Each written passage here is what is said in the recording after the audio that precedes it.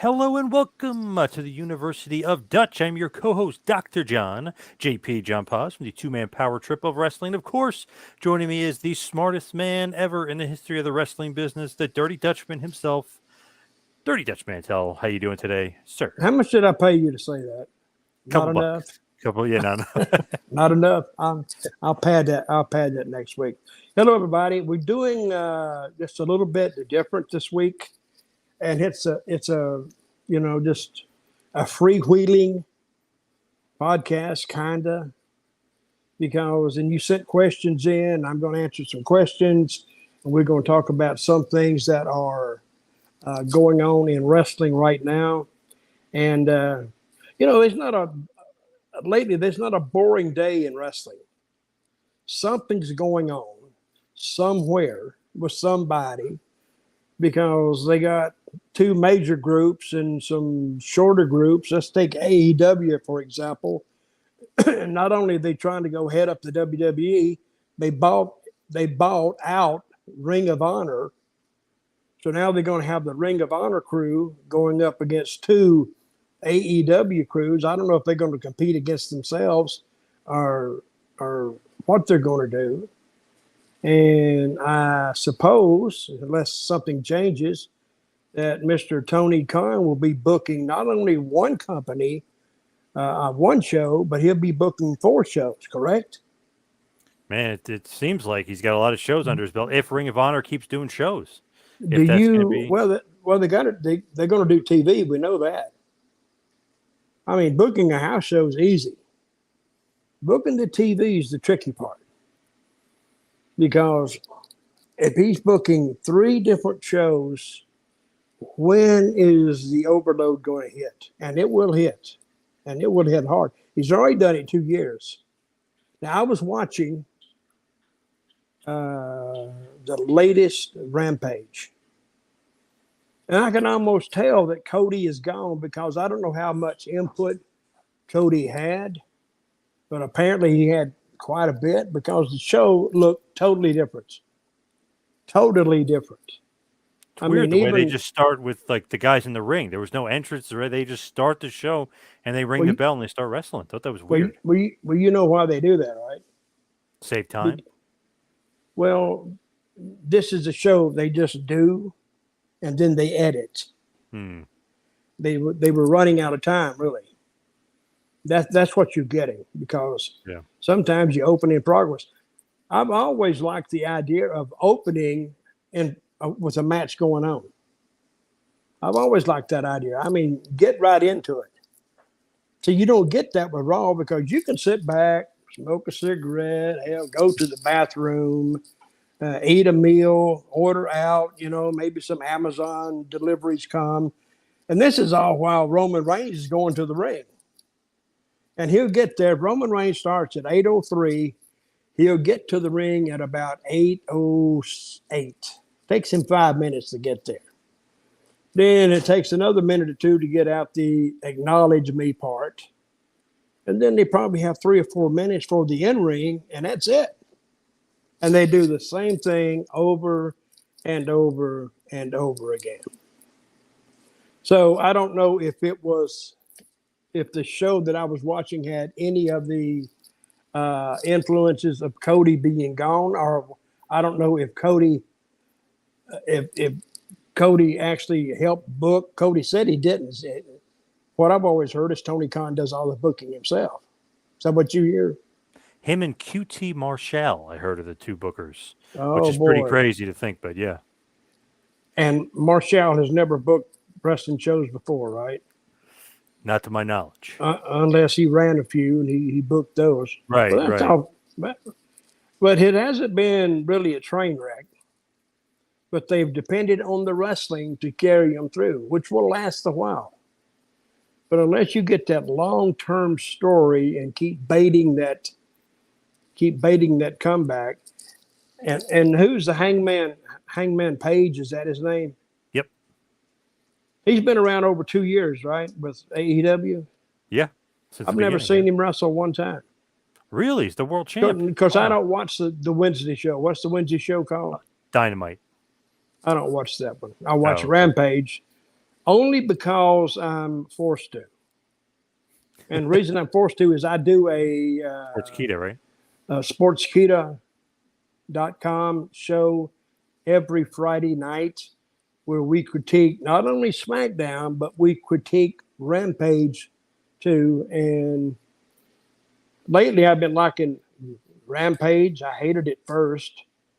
And of course, there are nights where I hate both Rampage and SmackDown equally, if that's possible. But anyway, so if you want to find me on Friday night, I'm live at sportskeeda.com at 11 o'clock or 11:05. As soon as Rampage goes off, we're popping up somewhere. So that's what I was talking about. But I put a post up on Instagram. Cody, yes, controversial, yes. Boy, it was. I never really got it this many replies to it. And I asked, this was my thought about Cody. He went to AEW, and I saw his in-ring debut on Raw. But I wrote it before I saw that. And I was wondering if people thought that he would make a difference. And I said that Dustin, at this point, is not over Dusty. It's Daddy. He's not over him. And actually is not over even Dustin as Gold Dust. And I guess I rattled some feathers, and they all came over there and and they were very, very civil. They didn't say things like, "Well, you stupid SOB, blah blah blah, you old bastard." But I don't think he'll move. I don't think Cody will move the needle. I just don't, for some reason, because I know how WWE books unless they change their whole style of booking. I don't see him standing out because his interviews are decent, good. But did you hear his interview Monday night on Raw? Yes. Well, he didn't hit him and haul around. It was a good interview, but it wasn't an exciting interview. I think he depended on it to tug on the heartstrings, which it didn't. It didn't tug on mine anyway, because Dusty is not the type to make you, really get down with him, like feeling heartfelt things. And Cody was trying to cry all the way through it. Couldn't quite pull that off. And then he finally got to what he wanted to do in WWE, and that's he wants to level the playing field and beat Roman Reigns. Yeah. And I said, whoa, wait a second. Roman Reigns hadn't been beat 500 and something days. 90, yeah, 590. He pinned two guys at one time. Who was that, Edge and who? Daniel Bryan. Yeah, he pinned them all at one time. Then he just pinned Brock Lesnar. And to me, if anybody thinks that Vince McMahon, and I'm sure he paid good money, because that's how he gets guys. He just talks. That's the universal language for anything, money. So he got him, but I don't think we'll be seeing him dethrone Roman Reigns. They got too big of investment in him to even risk that. And what I've said time and time again is what's wrong with SmackDown is they don't have a bench. I don't know who Roman Reigns is going to go after now, or who's going to go after him. But you think McIntyre's ready for him? No. Yeah, I guess Drew could be next, I guess. Well, he's probably next, but does that turn anything for you? No, because he's going to win. Yeah. Yeah, the bench is scarce. It's like having a baseball team and you have an ace pitcher that you start every third game, but who are you going to start in game one and game two? You're not confident that they can do the job. Now, number three can come in and get something done, but 1 and 2, you're worried about. So, but anyway, Cody? I had a lot of comments on that. So if you want to find my Instagram account, I think it's Dirty D Mantel, I think. and you can find me there. I think I'm not even sure on these accounts because I was reading today, John. Remember you told me you didn't get certified? Are you? Who didn't get certified? Are you certified, John? Am I certified? On say Instagram. Oh, You verified. No, verified. I mean, yeah, nope, not yet. No. now it's much harder to get verified. Yeah, I saw a bunch of pro wrestlers they denied. It was like Ricky Morton they denied, and a bunch of other wrestlers on there. I'm not sure why. Buff, I think, and a couple other guys got denied. Well, that's what I'm hearing too. Anyway, I don't know. So that was one of the things that I just wanted to talk about. So if anybody wants to write in, and hey, if anybody wants to donate any money for this free to you little talk here, it's Dirty D. Let me get this right. Oh no, it's Dirty Dutch Mantel at gmail.com at PayPal. I can't put that up anywhere down there, can I, John? Okay, anyway. If anybody wants to give me a little tip that I will share graciously with my little dog Oscar, it's Dirty Dutch Mantel at gmail.com at PayPal. So if you can give me, I'm like a guitar player on the sidewalk busking. You know what that is, right, John? Oh, busking. Busking. You don't know what busking is? No. Mm-mm. Well, I got to educate you. You never lived in Nashville, did you? No. Well, in No, I Nashville, you didn't. see these guys, they're on the corner, they playing the guitar. And the thing about Nashville, I love Nashville. The thing about Nashville is everybody there is great, really. Even people you don't even know. You go in these clubs, these guys look like they could go play on the Tonight Show tomorrow. But they're still stuck in Nashville because they can't get a push. Can't get a job with the big guys. So, and they told me one time, said, you think wrestling is hard to get into? Try to bust in the music business. I said, really? They said, oh, man. Said, that's why I'm driving that damn 89 Ford out there. And this was 2008. Oh, Jesus. But anyway. Who do you So think John, is going to beat Roman Reigns, by the way? Great question from Benjamin Davis. I Who do you don't think? know. I don't Cody know. Rhodes? They're setting Cody him Rhodes? up. They're Cody setting Rhodes him gonna up. do it? They set him up for The Rock next year, I think, Yep. on No doubt about it. WrestleMania, which will be a Hollywood, huge. yeah. Where is WrestleMania next year? SoCal. So it's in Hollywood. Okay, and of course anything can happen in a year, but that'll be a huge super. I mean, WrestleMania. And so now, believe it or not, folks, since I've actively stopped participating in pro wrestling as a performer, of course, I'm too old now, and I kind of stopped watching wrestling. But I did watch, and this is very, very different. That's my mustache tonight, John. Very good. Somebody was Okay. wondering if you were going to cut that mustache. Well, why would I do that? Dylan Carter wrote that in. He said, "Are you going to shave your mustache, or at least trim it?" I don't know why you would do it. That would kill the gimmick. Well, it would kill the gimmick. Why would I do it? But I tell you, if the money was right, I'd cut it because I don't have any problem growing hair. I never had any problem doing that. So, hey, what was I talking about? You got me off my. That you don't watch I watched wrestling anymore. WrestleMania. Yeah. That was the first WrestleMania I have really ever watched, from like start to end. And I didn't even watch that after 38 stuff. years. Yeah, I didn't even watch the WrestleMania that I was on. Wow. I was around it, but I didn't sit and watch the whole thing.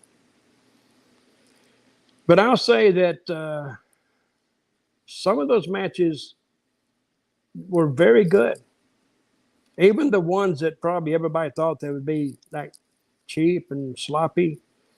Even Sami Zayn and Johnny Knoxville from Jackass. Johnny Knoxville, they actually pulled it off. I mean, they were no slow spots, and they had I love the hand. The hand coming out and hitting Yeah. Zayn. Oh, that was great. That was good. And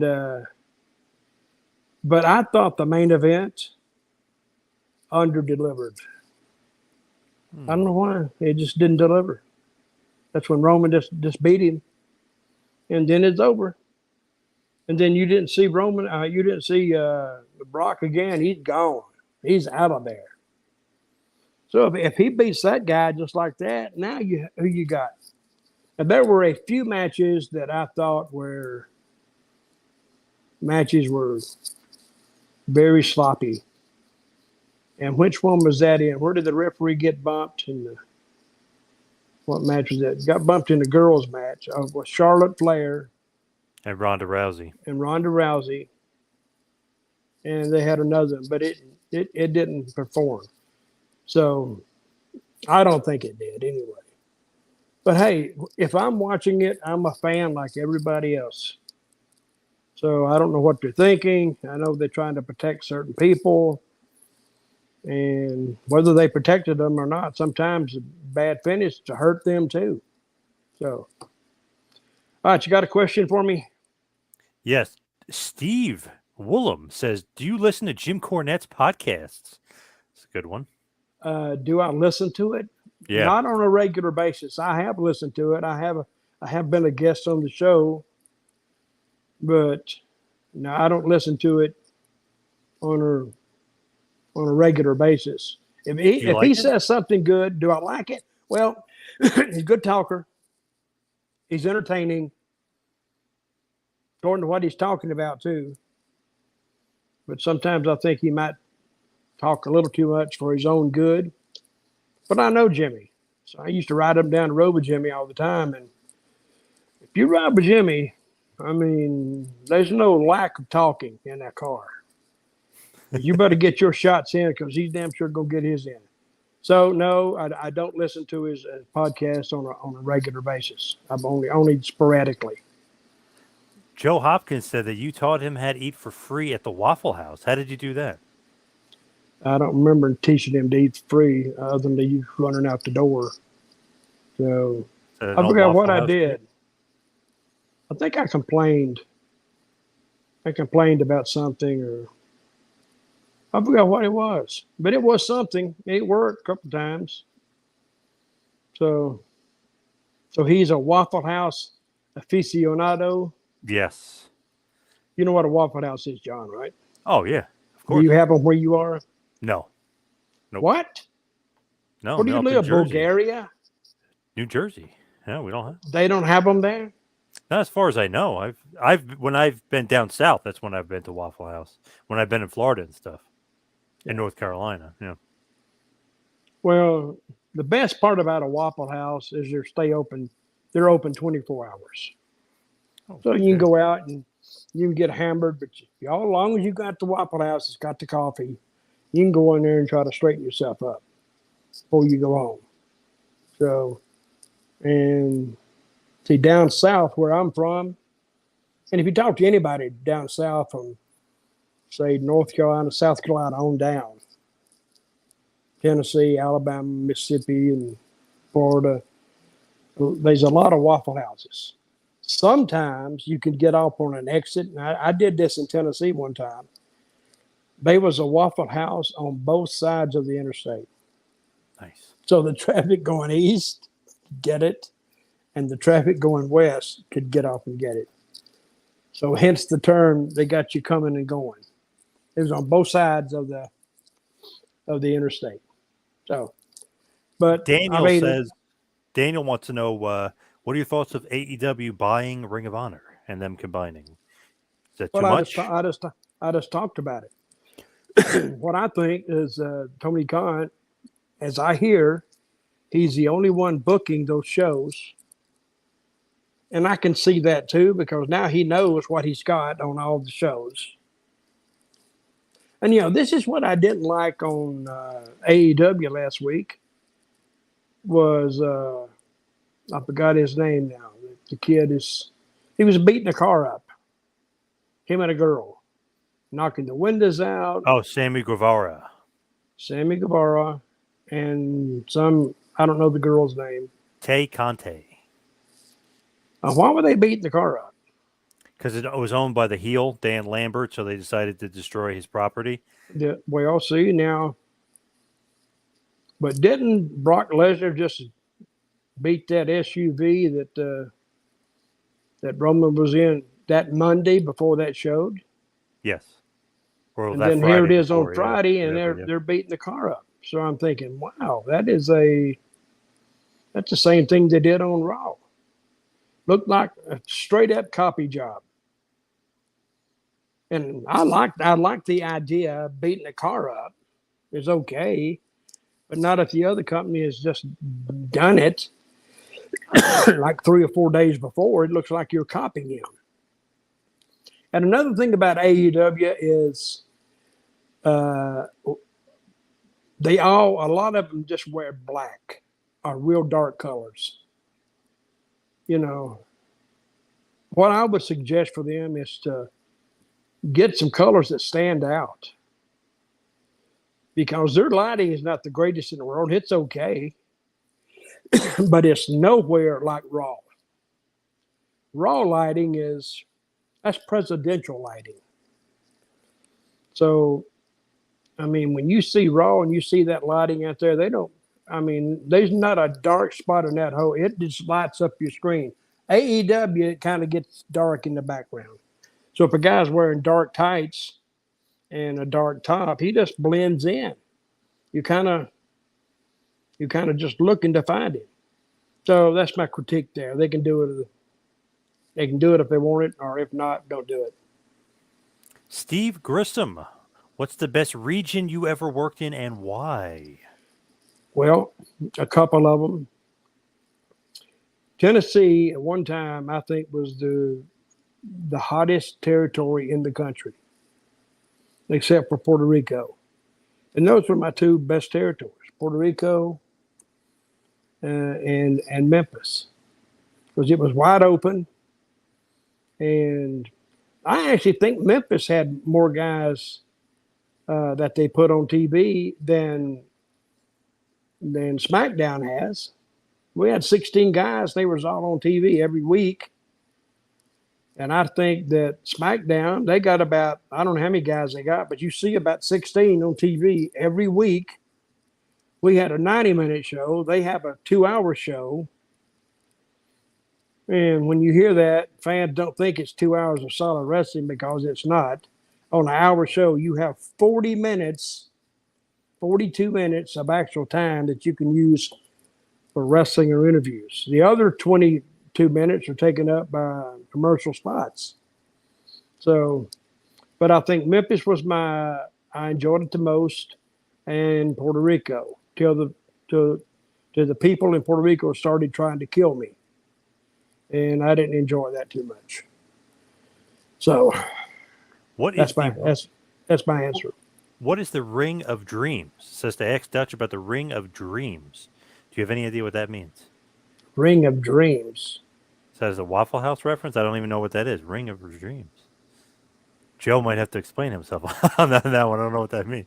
Oh, I think I remember what it was one time. I did this thing a long time ago where regular fans could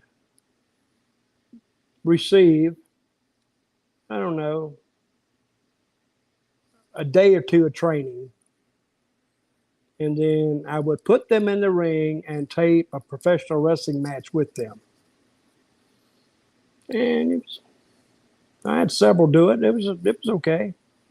Reason I had to put somebody in there with them is so they wouldn't get hurt. Of course, they got to sign all kind of releases and stuff if they get hurt. But I didn't want to hurt them. I just, I wouldn't have them do anything. But they could actually realize getting in the ring in front of people. I've done it on a few live shows too. Of course, it was well rehearsed. And I don't think a lot of people even knew it.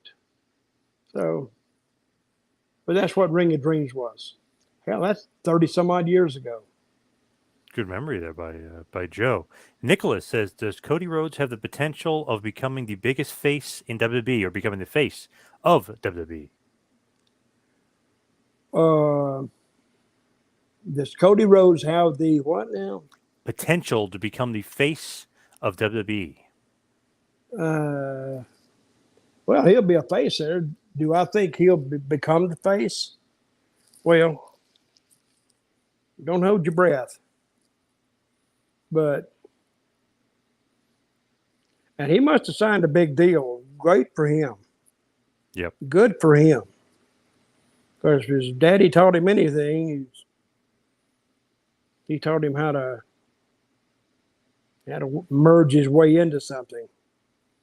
But I think his biggest thing was really is that Vince wanted to get him away from AEW. Not that he fears them, because nobody's going to knock WWE off.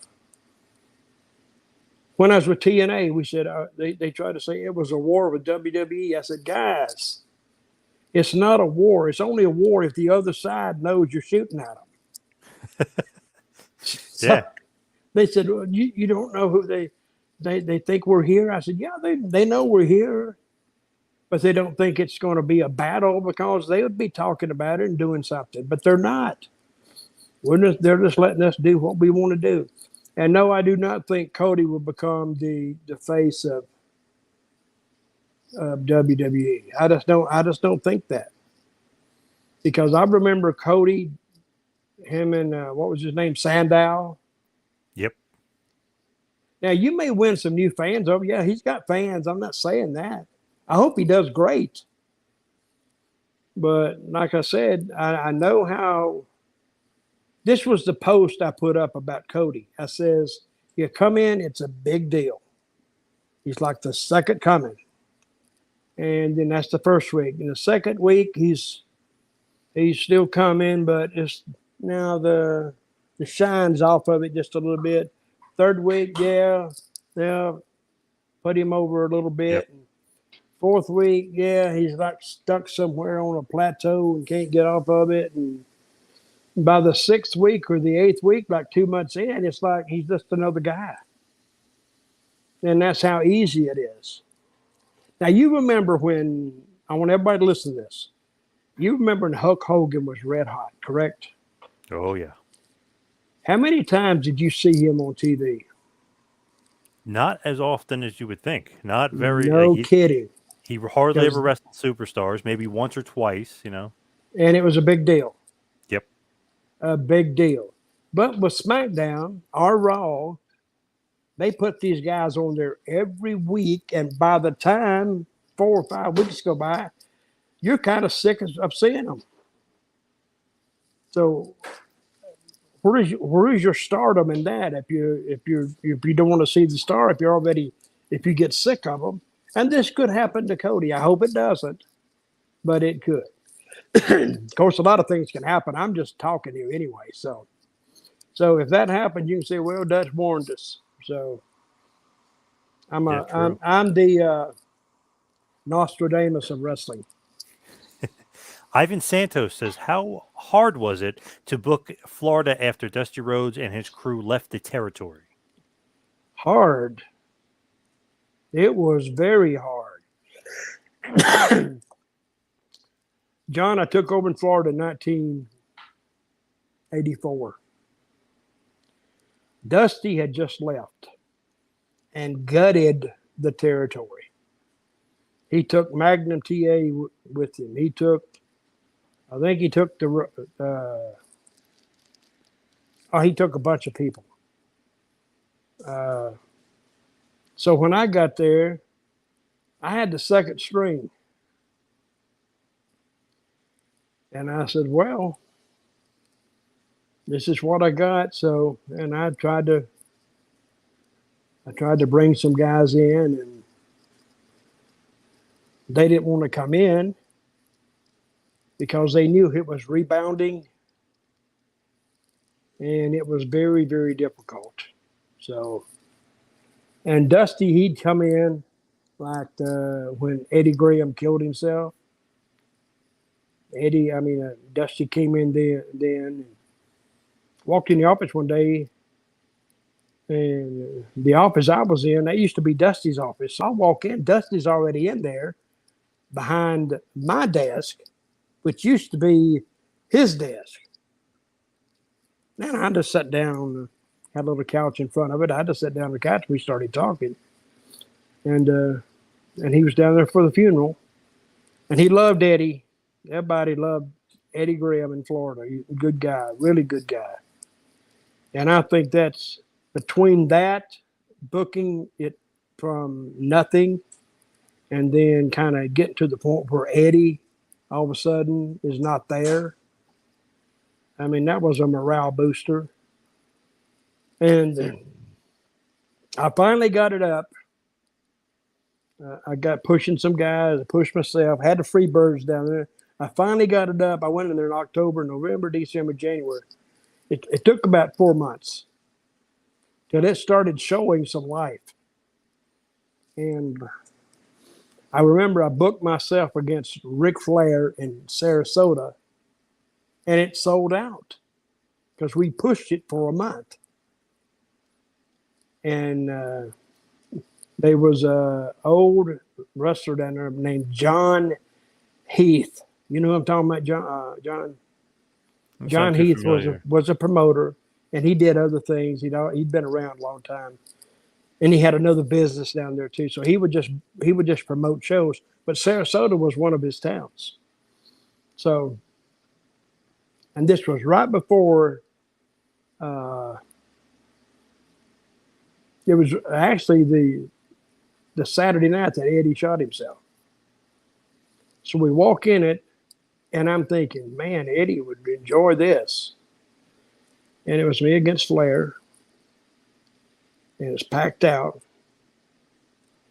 And then Saturday night, we heard the news the next day in Orlando because we were there. I think it was Super Bowl Sunday. We had an afternoon show. That's what I think, as I remember, in 1985, which seems like a lifetime ago now. And then the news floated through the dressing room that it had just come on the news, the 5 o'clock news or something. We was about ready to leave. That Eddie shot himself. So, and then he died. A lot of people don't know this, but Eddie actually shot himself twice. Did you know that? Yeah. Yep. They said the first time you didn't do it right. And I could just see Eddie saying, damn it, I can't do nothing right. I can't even. That's why he was very competitive. So we go into that office that day on a Tuesday, I think. It might have been a Wednesday. Probably a Tuesday, yeah. And Dusty looked at me and he said, Mantel. He said, that's a hell of a house you had in Sarasota, brother. Hell of a house. Hell of a house. He said, but it's not the record. I said, oh, really? But he complimented me on it. Yeah. And then he said, the record is, I forgot what he said, 18,957 MF dollars. Dusty Rhodes against the Ric Flair versus the American Dream, Dusty Rhodes. Nice. So it's not the record.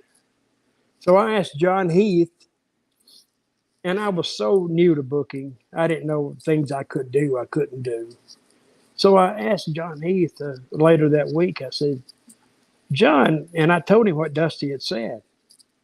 And I laugh about it now. And he says, well, he said, Dusty's house was better in dollars, but you had more people. I said, how's that work? He said, he upped his prices. And see, at my point in my booking career, I didn't even know I could raise prices. I thought I would just book the card. It had nothing to do with the prices. But he had the record in at the time. I'm sure they've topped it by now. But he had the record in dollars up to then. But I had the record in tickets sold. So we can both claim the victory off that. Yeah. Nice. So, but anyway, Florida was very hard to book. Who was your favorite all-time opponent? Would it be your cosmic brother, Jerry Lawler? Who's your favorite opponent all time? Well, I worked with Lawler, well, not a lot. So we worked this one program, and I think it was in a long time ago, a lifetime ago. And where I was a baby face, and Lawler was a baby face, and we sold out.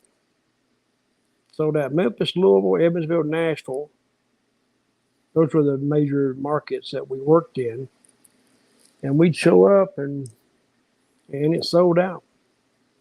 And I have the distinction of being one of the guys who actually beat him straight up after he became, a big star. I don't know how I talked him into it, but it worked. Because I told him, now all you got to do is go out there and say, and if you don't beat me, that you'll retire. And he said it. We sold out again. And that was the shortest, longest angle, they call it program, that I ever worked. We only worked like 3 times in 7 weeks. So we had a match, and then Lawler would go somewhere. But Lawler was a champion, and he was wanting me to step back in the ring with him, but I wouldn't do it. So you never see that. You always see the ex-champion asking the champion to step in the ring one more time. In this case, he was the champion asking me, the challenger, after I dropped it to him, and to come back in the ring, and then I picked it up again, and then we did the last one, he took it back. But Lawler was great to work with. He don't do a lot of stuff, but what he does means something. Nothing is wasted. Savage, Randy Savage, the same way. I work with him a lot. And those probably my best opponents. And a lot of people won't know who this guy is, but I broke in with this guy. His name is Ted Oates in Georgia. He's from Columbus, Georgia. Jerry Oates' brother. Maybe a lot of people. If you're outside Georgia, you won't know who these guys are. But I work with him. I bet in 1 year, I worked with him over 2 years, probably 300 times or more. Wow. So, and he was an excellent guy to work with. What we got? From Kyle, what's your favorite moment or memory from the Memphis territory? Well, the Andy Kaufman angle was one of my, other than what I did, the Andy Kaufman angle. And Andy Kaufman followed me and Lawler. I don't know if this was 82 or 83, yep. A lifetime 82. Ago. Yeah, it was 82. It was 82, right? Yep. But 82 was the biggest year that Memphis ever had. They sold that year over 400,000 tickets to the Mid-South Coliseum in Memphis because they sold more tickets than Madison Square Garden sold. Because we were in there every week. Madison Square Garden used to run like every month or every 6 weeks. But we actually sold more tickets than Madison Square Garden. But the beauty about the Andy Kaufman thing was I explicitly told everybody, and Lawler, I said, because I talked to Kaufman, but I didn't talk to him about wrestling business. But I told Lawler, don't tell me what you're going to do. I don't want to know. And he says, why? I said, because I want to look at it like a fan. And being a fan is fun if they do the right stuff. And they did the right stuff. Between Kaufman and Jimmy Hart, who's the greatest manager I've ever seen, because he can get heat just looking at you. And Cornett's close to him. But I didn't want anybody telling me what was going on, because the night that Kaufman went out there and wrestled, was her name Foxy or Roxy? You remember that black girl? Foxy? Wasn't it Foxy? I could be wrong. I thought it was Foxy something. It was either Foxy or Roxy. But I stepped out in the hallway one night. You step out of the dressing room, and you got a corridor that goes all around. I guess these big buildings have that. They have a hallway that goes all around on the lower level, all around the Coliseum. So I stepped out there, and she was standing in the hallway, and she went, "Oh, hi, Dutch." I says, and I'd never met her before. She had made TV that Saturday. I'm sorry, and she was going to take on Andy Kaufman tonight. Now this was following my whole run with Lawler, so I stepped out there, and I'm in a whole totally different scenario now with another opponent and all that. But she says, "Do you have any tips for me about wrestling Andy?" She called him Andy. I said, "Well," I'm thinking, well, I knew right then. I said, they hadn't told this girl nothing. Yeah, she thinks it's a shoot. So I'm not going to tell her anything either. So I said, well, and she was a pretty hefty girl. She was probably 150. Maybe it could have been a little more. But and she told me a story. She said, "I really need that money, Dutch. I really need that money," because he offered $1,000 for anybody, male or female, that could pin him his shoulders to the mat for 3 seconds. And after she told me, I'm thinking, damn, I wish she would beat him.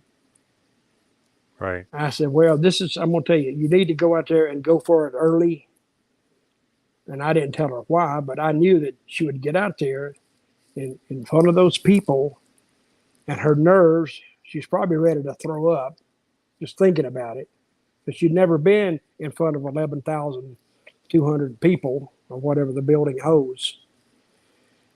And I said, you need to go for it early and see if you can take him out early. And she said, okay, thank you very much. And she's very nice. You had to like her just the way she spoke to you.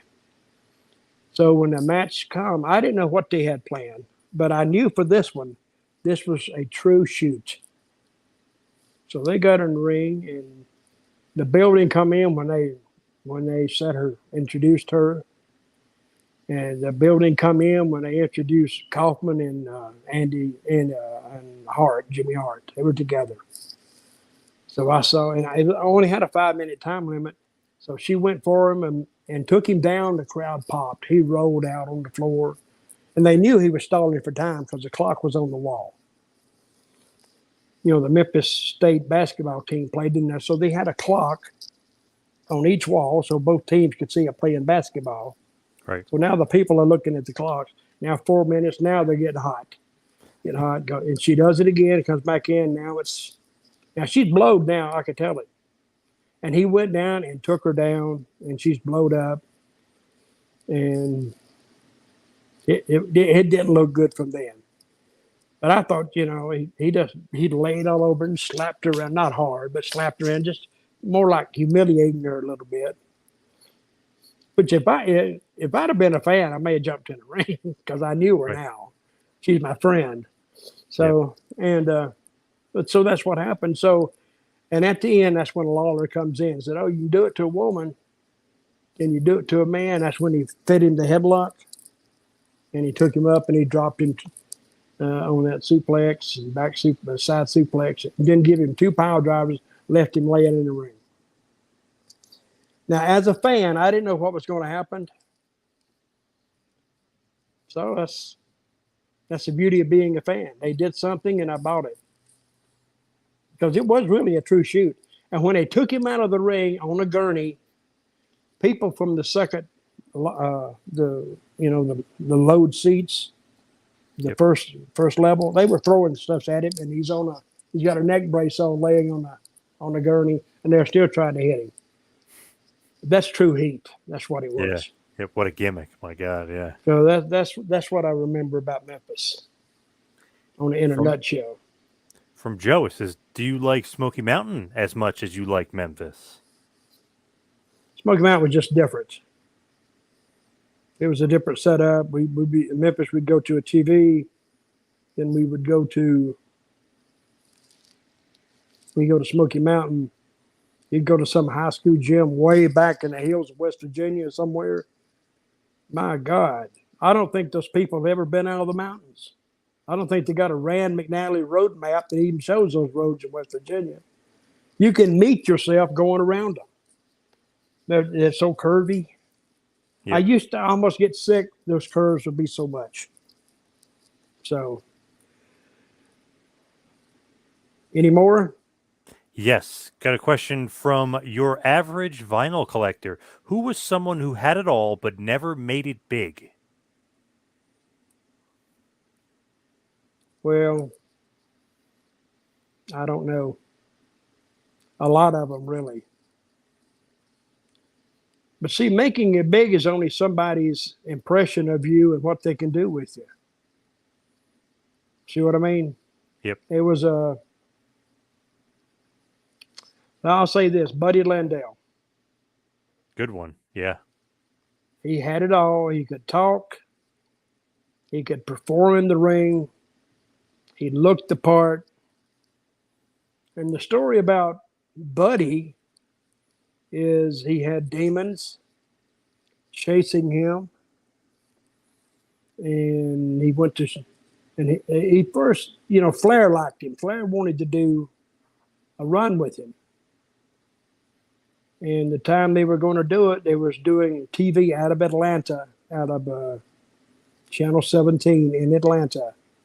And the day they were going to do it, Buddy no-showed TV. And there went his spot. They never gave it back to him because Buddy was dealing with his demons, and they just caught up to him. Yeah, Buddy, if he'd have made it in Charlotte, then he'd have been in WWE, and we'd be talking about Buddy Landell today, and not some of these guys. Good guy too. Did you enjoy working with Alberto Del Rio? That's from the Wrestler Bro. Did I enjoy working with him on the last run? I think he's talking about. Yep, for sure. Well, I like Alberto. But, and I tell this story too, sometimes, you can know too much for your own good. I knew that Angle was hell-bent on burning up and dying. First time they told me about it. Because Vince told me about it. So Vince is telling me about it, and it was his idea. So I want you, John, and everybody listening, to put yourselves in my place. What are you going to do? You're going to tell Vince, "Oh, that's not going to work. That's not." It was his idea to do it. But see, when I came out, when Del Rio, he came out and he faced off, what pay-per-view was this, John? You remember? Oof, I don't even remember. We was in California, I think. That era's a blur to me. I think it was in L.A. And he was issuing that challenge to the back, anybody, and I stepped out, rolled out. And there was, I told him I got somebody. Everybody expected it was going to be Swagger. Yes. But here come Del Rio, and I could feel the crowd go, "What the hell is this?" Because if you'd followed the story, I hated Alberto Del Rio. Yeah, made no sense. I hated him. He hated me. Now all of a sudden, we're together. Made no sense whatsoever. And I tried to tell a few of them after this that doesn't make sense, guys. It doesn't make sense. And I gave them a way that we could get out of this. Is Jack one night on Raw, or that'd be a good place to do it. He comes out and I'm outside the ring, and he says, "I can't believe I listened to you for a year and a half, and all of a sudden you end up with that SOB in the ring, blah, blah, blah." And Del Rio was just watching. There's four opponents in the ring, and he comes down. I was on crutches, and he would knock that crutch out, and down I'd go. Then Del Rio would come and grab the mic from me, and Jack would back off. And he'd say, "Hey, why don't you fight somebody that will fight you back?" Blah, blah, blah, blah, blah. And Del Rio's in front of me, and Jack's up the ramp. And I finally stand up and pick that crutch up. And when Del Rio turns to go in the ring, bam! I nail him and we get on him. Now I can tell the story. I thought about this every night for 7 months about how to get you. And it would have made sense. It was a setup. But they said, nah, we don't do it. I said, okay, don't do it. Then I rode off into Merry Sunset. That's what I did. Just so weird to see you guys together because it like really doesn't make sense Weird. at all. Yeah. You ought to go to the ring. One time, it was me and Jack versus Del Rio, and we were on one of those Texas border towns. Nothing but Mexicanos everywhere. Right. And, you know, I was against the immigration, sneaking across the border, and all this stuff. And, brother, there were some people down there. And you never see a WWE crowd kind of get violent or even attempt any violence. And the guy was cussing me in Spanish. Blah, blah, blah. But what he was saying was, I'm gonna cut you. And I'm trying to get away from this guy because security wasn't down there with me. And I went to the back and I saw my security guy, which I liked, but he wasn't out there with me that night. And I told him about that. And he said, nah, these fans, they don't do that. I said, hey, let me tell you something. And I knew him well. So I said, let me tell you something, you bastard. If I get hurt out there tomorrow night, your ass is getting fired. I said, because you should have been with me tonight, but you're not. You're back here messing around. Well, the next night, he went with me, and it was the same deal. It was another one of those border towns. It was worse the next night. He come back and said, damn, I've never seen people like that. I said, I'm trying to tell you. This angle's got some heat behind it, some steam behind it. And he believed it then. And I've had a lot of people even come up to me and this is how you get wrestling over. You got to space, is it real or is it prearranged? But you got a little zone here, about 10% of the zone, of the scale. And that's when the people don't know. You know, like the Will Smith and the Chris Rock deal. Yep. People, I still think that was a little bit of a setup. A lot of people say it's not. You can talk yourself in either direction with it. But if they're in that zone of whether you really mean what you're saying, that's when you got them. And what I was saying was, you know, a lot of people agreed with me. So when I went out there and I would go, I want every real American in this building and within the sound of my voice to please rise, put your hand over your heart. I would get a big response every night because I wasn't all the way healed like they wanted me to be, because they told me, oh, you're gonna be really, really hot. And I'm thinking, you know, I'm not gonna be. I didn't say this. I said, I don't think I'm gonna be as hot as you guys think I am. But I said that to myself. You know, I was talking to my little brain. Yep. See, they want to hear, oh, everybody hates me, but you know, you could tell the crowd, half the crowd didn't hate me. Half of them did, half of them didn't. Which is, you would die for a guy like that in the territory, because he can go both ways. So some people agreed with me, some people didn't. So hence my statement a little earlier, you can know too much for your own good. Yes. So Javi wants to know, what's the biggest cost for a promoter or promotion besides payroll? Advertising, biggest cost. Travel. You talking about WWE? Yeah. Oh, yeah. Or any really promotion. Okay, you go into town and they'll give you the house. Let's say, what is it? It's $130,000 or whatever. That sounds great, but they got to fly everybody there, and if it's a TV night, they would actually lose money on that if it's a TV night. Because even when I was there, I think doing TV was $140,000 every time they did it. That's a lot of money. And that's just production costs and all that other stuff thrown Well, in there that's, together? building, rental, advertising, travel, cars, transportation for the trucks, all the people to come in and set it up. Because they come in about 2 days early and start setting that stuff up. Did you see that set up at WrestleMania, the big screen? Oh, yeah. Not cheap. You know what the lights were back then, just to hang the lights over the ring?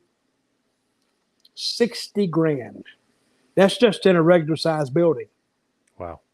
No telling what they were in the Texas Stadium. No telling.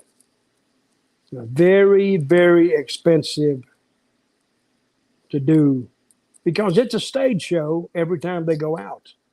It's a big time production.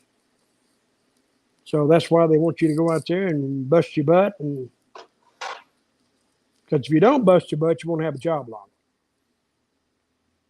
And some guys will think they can go there and, work. They love the pandemic. I hate to say that. But they just had to go to Orlando, I think 2 days a week. And didn't they do Raw in Orlando too for a long time? Yeah. Yeah. And then Tampa. And they did SmackDown. Yeah.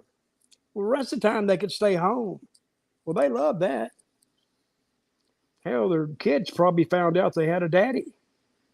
Because otherwise, they'd be on the road all the time.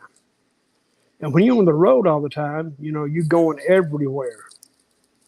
Sometimes the Raw guys and the SmackDown guys run into each other at the airport at the same time. Where you going? I'm going here. Well, I'll see you later, man. Gone. Then you got to rent a car and travel. And I was on the road one time. I was at WCW. I was on the road one time, 64 straight days. Because I had to be on TV because I was doing commentary with Tony Schiavone. I forgot what show it was. 64 straight days before I got to go home. That's a lot. That's insane. Yeah. That's a hell of a lot. So anyway. All right, people, anybody wants to make a donation to my charity, myself, Dirty Dust Mantel at gmail.com via PayPal. And I will write a thank you note. Thanks. I got that in. Go ahead, John.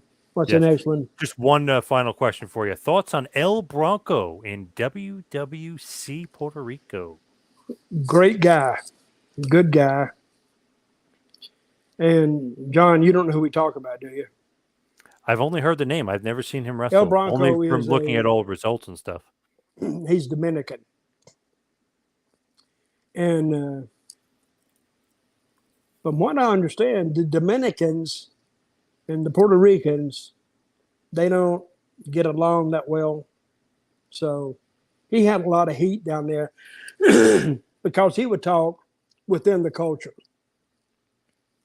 See, I would always talk from outside the culture. And he would talk from within the culture because he spoke Spanish too. Had a ton of heat. Good worker. So, and I had great matches with him. He had great matches with the other guys. And he was probably down there, I don't know, 10 years, I guess. He's still there, I'm sure. But I don't know if he's still wrestling or not. But good guy, a good performer. And he drew some money there. So what we got now? Anything? Any more? I got a ton more, but we're almost hitting an hour. I don't know if you want to do more. Yeah, we're almost at an hour. Believe yeah, let's hold off because this theater with Dutch is getting to wear me out here. So yes. But anyway, I think hey, we covered a lot today. Yeah, a lot of good questions. Like it. So people keep writing the questions. We'll keep doing this till we stop, which could be next week. No, we're not going to stop next week. We'll keep doing it. So, so I was going to bring up something. This is a political situation. I don't like to talk about politics, but it's not U.S. politics. It's the war in Ukraine. That is horrible. What's going on there? And I almost can't even watch TV for them to even talk about it. And I don't know what the purpose of it is. I don't know. But I know that a lot of innocent people are getting killed over there for, I don't think, any good reason. So I hope they can get that cleared up, get that straightened up. And because, that just for fate, that could be us. We could have been born. We could have been born Ukrainian and don't know nothing. What are those kids thinking now? Those bombs coming in. And I didn't know Ukraine was such a big city. I mean, the capital. It's all big, nice buildings and everything. But the people actually live on farms. So they're not understanding it. So I want peace for them and for that to end. So I don't know how anybody else feels about it. I don't know how you could feel any different about it. But that really, I really hate to see that. And you usually think of Dirty Dutch not having a sympathetic heart. I do on this. I really do. So, all right, John, let's wrap it up. Do the wrap up here. Play some music and let's get out of here. Yes, you can follow me on Twitter and Instagram at 2Man Power Trip. Check out the website, tmptempire.com. Dutch, we are out. Have you got any final parting words? No. You can watch me on sportskita.com on Friday nights. And we critique SmackDown and Rampage, AEW Rampage. And it's about an hour or so, hour 15 sometimes. And we talk about the show. I have two co-hosts there, Rick Guccino and Sid, the true historian of wrestling. And you can find me, Dirty Dutch Mantel, at gmail.com. You want to email me. And I'm on Twitter, Dirty D Mantel. I'm not verified. You can't get verified. And I'm on Twitter, Dirty Dutchman1. And on Facebook, it's just Dutch Mantel. So come join me sometimes, and we'll talk. So from the old Dutchman here, my dog just come up to me. He thinks I'm gonna give him some of these crackers. He's fat enough. He don't need any food. So John, thank you very much. You've been a great co-host, and we'll see you guys next week.